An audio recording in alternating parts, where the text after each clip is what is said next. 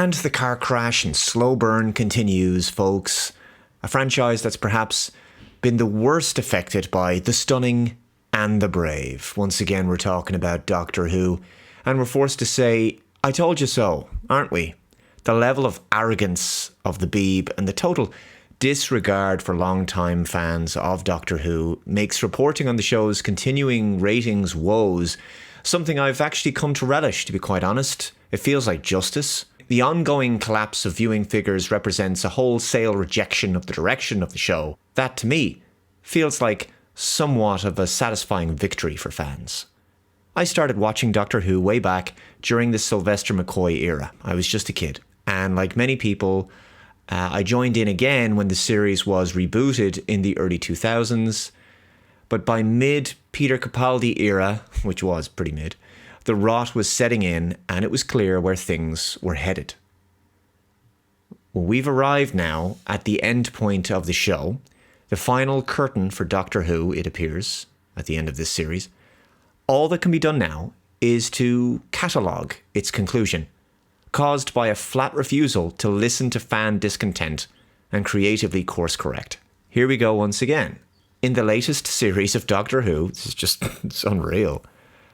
We're up to episode 4 now, and it's an 8-episode season, so there will be just 4 more episodes to go. Episode 4, this one has again broken the record for the lowest overnight rated episode in the franchise entire history, going back over 60 years. The latest episode is called Lucky Day, and it sees the return of companion Ruby Sunday. And it has an overnight rating of just 1.5 million views, just going lower and lower. This article is from Radio Times. Doctor Who overnight ratings confirmed for Lucky Day. The episode centered on Millie Gibson's Ruby Sunday.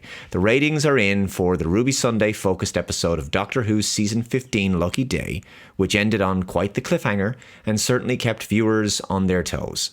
The episode centered on Ruby, Millie Gibson, forging a new life for herself after her adventures with the Doctor, and while everything seemed to be going well, she couldn't have foretold that her boyfriend Conrad, Jonah Howard-King, would be exposed a devious con man intent on spouting conspiracy theories and bringing down UNIT.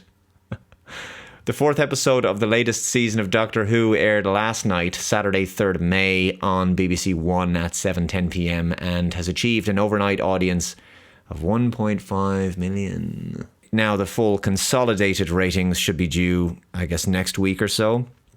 But that 1.5 million is, of course, lower than the 1.58 million overnight views of episode 2 of this series. The episode was called Lux. So at that point, that was already the nadir in terms of overnight ratings. And now we've gone lower again. So this Ncuti Gatwa era of Doctor Who has given us another lowest rated episode of all time. It just keeps happening. The series is becoming a bottomless ratings pit, it appears. What's interesting is that at the end of the Sylvester McCoy era, Doctor Who was put on a long hiatus because of its low ratings. And that was back in 1989. But the current ratings for Series 15 are actually lower than those ratings from 1989. So that's quite extraordinary. It's quite an achievement, really. The show must be headed for cancellation, as we expect, and it didn't have to end like this. It has been a heartbreaking road for Doctor Who fans to endure this, and to see a once loved franchise and character turned into something painfully unrecognisable and downright dreadful. But the BBC is fully to blame for the state of the show, and I'm personally glad that many fans have demonstrated such self-respect by tuning out in huge numbers and refusing to be insulted by this dreck.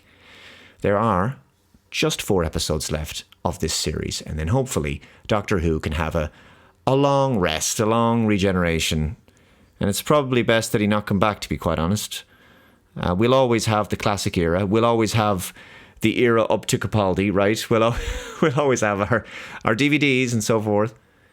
But yeah, maybe it's time for new ideas, new characters, new franchises entirely, because just too many of these long-running IPs are now just compromised and too far gone, too damaged, I think.